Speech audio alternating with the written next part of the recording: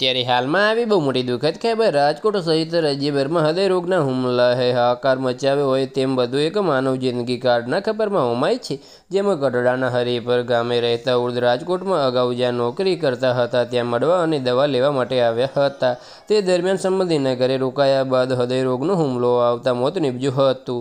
આ બનાવ અંગે પોલીસમાંથી જાણવા મળતી વિગતો મુજબ ગઢડા તાલુકાના હરિપર ગામે રહેતા કરશનભાઈ માલાભાઈ રાઠોડ નામના 60 વર્ષના વૃદ્ધ રાજકોટમાં રામનાથપરામાં રહેતા સંબંધી દિનેશભાઈના ઘરે હતા ત્યારે હૃદય રોગનો હુમલો આવતા બેભાન હાલતમાં ઢળી પડતા તાત્કાલિક સારવાર માટે સિવિલ હોસ્પિટલ ખાતે ખસેડવામાં આવ્યા હતા, જ્યાં ટૂંકી સારવાર દરમિયાન વૃદ્ધનું મોત નીપજતા પરિવારમાં અરેરાટી સાથે ગમગીની છવાઈ જવા પામી હતી।